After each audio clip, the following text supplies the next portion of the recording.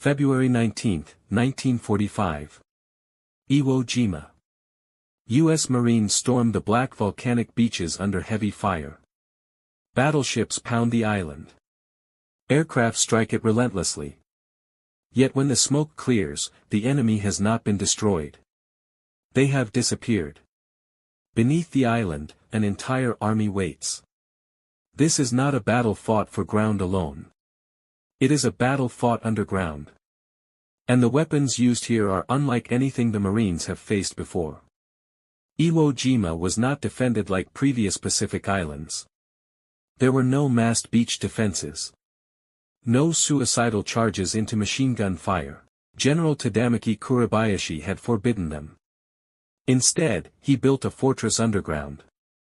Over 18 kilometers of tunnel were carved into volcanic rock. Bunkers, firing chambers, command posts, hospitals, ammunition stores, all connected. Every position supported another. Every tunnel allowed movement without exposure. The Japanese defenders were invisible. And their weapons were chosen for this environment. The backbone of the defense was the machine gun. Type 92 heavy machine guns and Type 96 and Type 99 light machine guns were positioned deep inside reinforced firing ports. These were not exposed emplacements. They were hidden behind steel doors, sandbags, and rock. Gunners fired, closed the shutters, and relocated through tunnels before return fire could reach them. Mortars were everywhere. Type 89 grenade dischargers, often miscalled knee mortars, were ideal tunnel weapons. Small, portable, and deadly. From concealed positions, Japanese teams lobbed grenades onto advancing Marines without ever revealing themselves. Larger Type 97 and Type 98 mortars were positioned deeper underground, firing through angled shafts cut into the rock. Marines often could not tell where the rounds were coming from, only where they landed. Snipers added another layer of terror. Japanese marksmen used Type 97 and Type 99 rifles, firing from hidden apertures barely large enough for a barrel.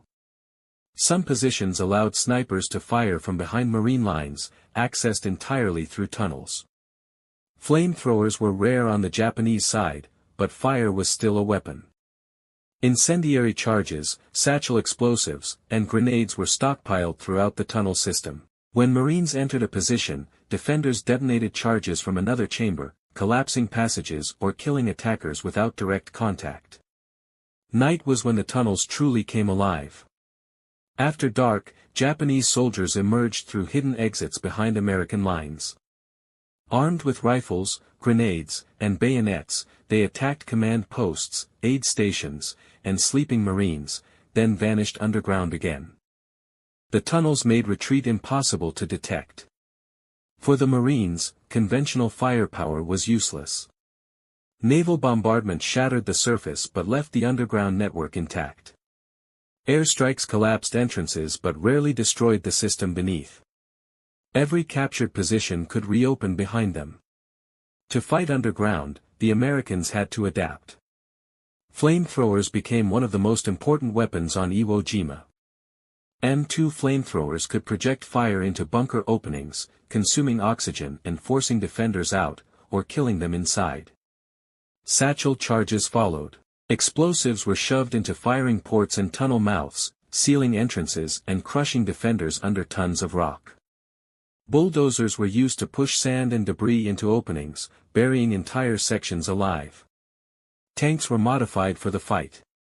Sherman tanks equipped with flamethrowers replaced their main guns entirely.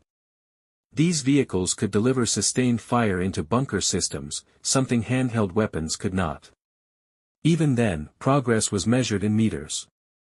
Every tunnel cleared was a potential trap. Japanese soldiers waited silently, allowing Marines to pass before attacking from behind. Some defenders stayed underground for days without food or water, waiting for a chance to strike. Psychologically, the battle was devastating. Marines described the feeling of fighting a living island. An enemy that never surrendered. One that could not be seen.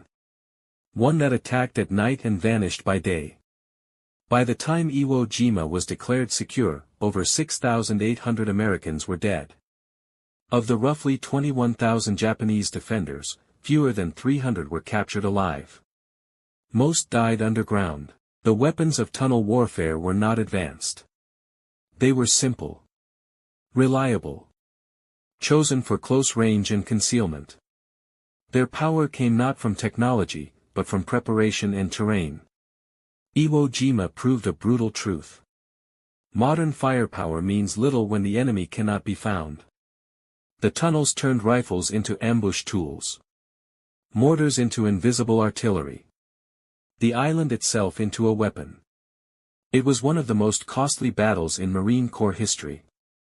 And one of the clearest demonstrations that in war, how weapons are used matters more than how powerful they are. On Iwo Jima, the ground fought back.